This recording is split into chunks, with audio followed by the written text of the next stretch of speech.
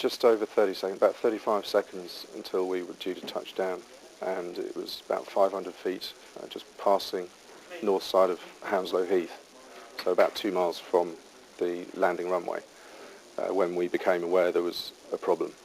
The aircraft hadn't given us any warnings up until that point, so this at 500 feet was our first inkling that we had very little power on both engines. The first thoughts were of total disbelief. This just can't be happening.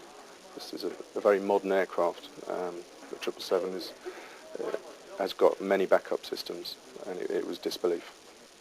And then, presumably, the need to react. Yes, then it naturally became very apparent that we were going to crash, and we were not going to make the runway. And as captain, it was very important that I started to react and find a way to make this a non-fatal crash. Could you see where you were going to come down?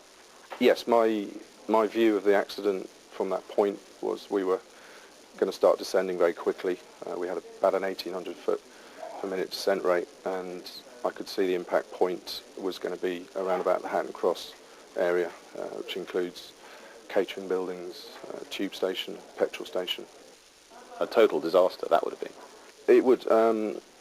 In my head, I'd calculated everyone to have died. So it was a paramount decision for me that I had to make to get the situation better.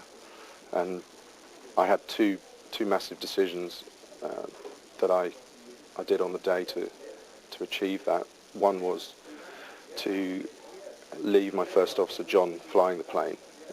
He's a pilot, so he can fly the aeroplane.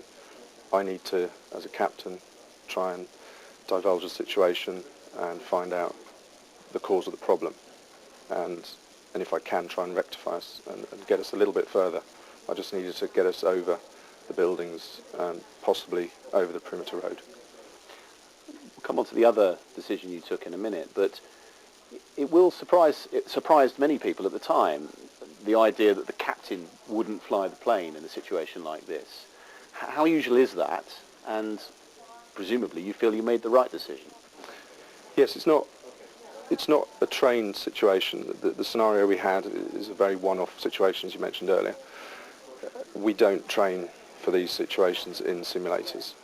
It's too close to the ground for major accidents to be beneficial in a training situation. So in a normal emergency situation in a simulator, for instance, I would give control to the first officer to fly the aeroplane whilst I ran the drills, checklists, and diagnosed the problem. When everything was sorted out, I would then take control for the landing. In our situation on this accident, we only had 35 seconds of time before we impacted, so clearly there wasn't time in my head to run through the normal scenarios that we would go through. It's almost as though you can't communicate, there isn't time. That's right, there was very little communication, to be honest. John's first reaction, he'd just taken control of the aircraft. When he started getting control problems, i.e. power problems, his first words were something like, "Pete, what's it doing? I can't get any power."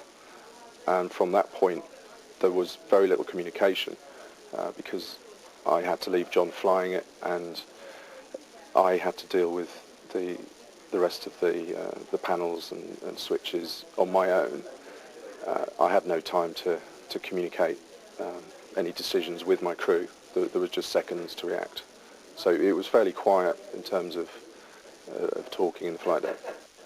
Now you took a decision which is fairly non-standard in this situation, as I understand it, to do with the FLAPS setting. Could you explain that to us?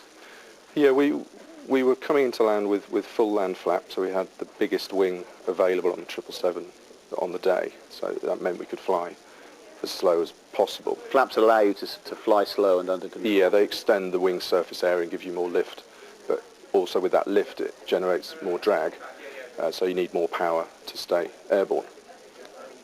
So we were fully configured to land with full land flap and the gear down. Now, when I realised we were coming in far too steeply with the loss of power, and we were heading towards the buildings, I had to reduce the drag, and as we were going to crash on ground, I needed the gear. The gear is going to take most of the brunt of the crash. So I daren't raise that up. My only other decision was to raise the flap by one setting, which would reduce the drag. And what's the risk of doing that? You're slightly changing your stall margins. That sounds like a very technical answer, but presumably that could be very difficult. Yeah, it is difficult. I knew I had 12 years experience on the 777, and I knew how the aircraft normally feels in a powered flight. Now this was feeling on the edge of a stall. The aircraft had in fact just given us its first warning that it recognised a problem in an airspeed low warning, and that basically is saying that the aircraft is close to stall. And so people understand a stall means? A stall means you're generating zero lift from the wings, and the aircraft would come down in a far quicker fashion. It would fall out of the sky? Basically. So what effect did taking this decision have? By reducing the flap, reduced the drag almost instantaneously. The rate of descent decreased to about 1,400 feet a minute, and instantaneously I could see we were actually going to clear the buildings. And I thought, well, okay, we might just make the road at this point. That's far better. And my thoughts were now that from 100% fatalities 5 seconds before, it had now been reduced to about 50%. And these figures were clearly in my mind as I was flying along.